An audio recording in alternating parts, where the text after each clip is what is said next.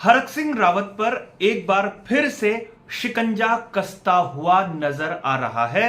एक और मामले में हरक सिंह पर सीबीआई जांच की तलवार लटकती हुई नजर आ रही है। मामला नैनीताल हाई कोर्ट में है और नैनीताल हाई कोर्ट ने ही तल्ख टिप्पणी करते हुए राज्य सरकार से पूछा है कि क्यों ना इस मामले की सीबीआई से जांच करा दी जाए।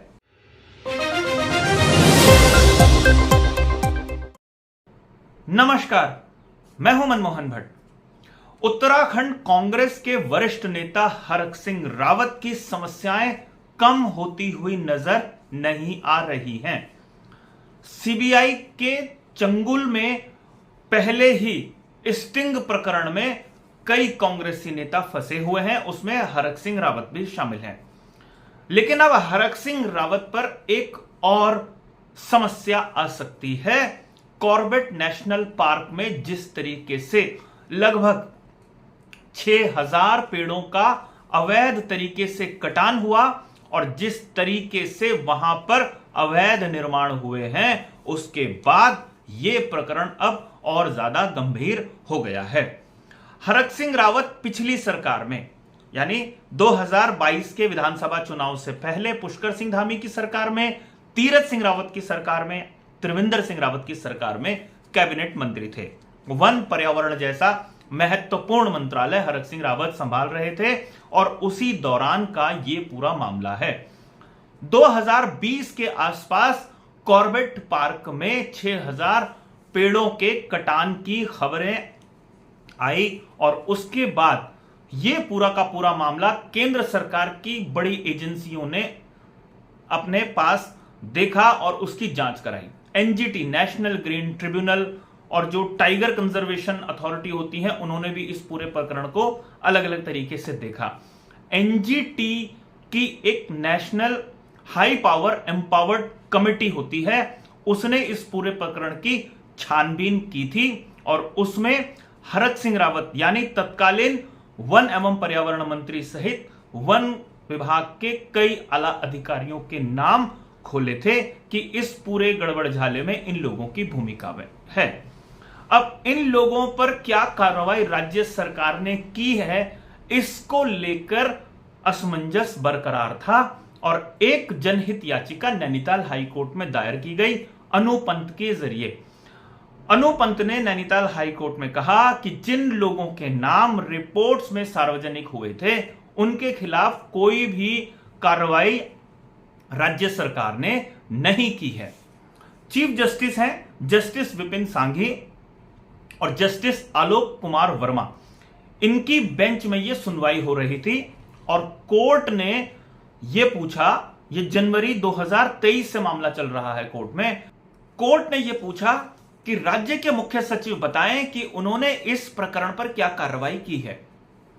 साथ साथ जिन्होंने जनहित याचिका दायर की थी, उनसे भी तमाम रिपोर्ट कोर्ट में सबमिट करने के निर्देश दिए थे।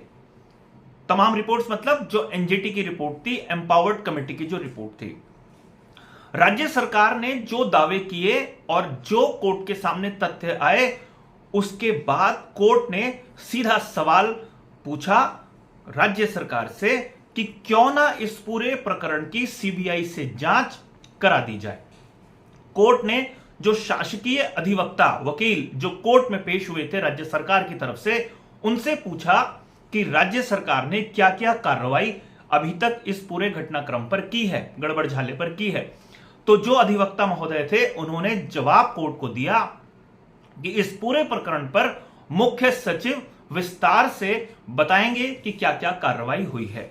इसके बाद सुनवाई की अगली तारीख 1 सितंबर रखी गई और कोर्ट ने कड़ी टिप्पणी की कि सीबीआई से इस पूरे घटनाक्रम की जांच क्यों नहीं हो जानी चाहिए। अब अगर कोर्ट इस तरीके का संज्ञान लेता है तो मामला बहुत गंभीर नजर आने लगता है। राज्य सरकार भी कार्रवाई करने के लिए बाध्य हो सकती है। अब यहां पर 2-3 महत्वपूर्ण बातें हैं। क्या राज्य सरकार हरक सिंह रावत के खिलाफ कोई एक्शन ले सकती है? क्या संभावित एक्शन है जो राज्य सरकार हरक सिंह रावत के खिलाफ ले सकती है।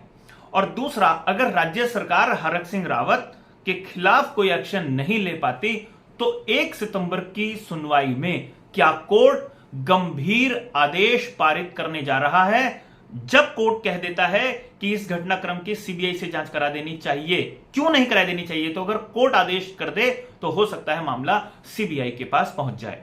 हम सारे लोगों को मालूम है कि हरक सिंह रावत पर पहले ही स्टिंग प्रकरण की जांच चल रही है।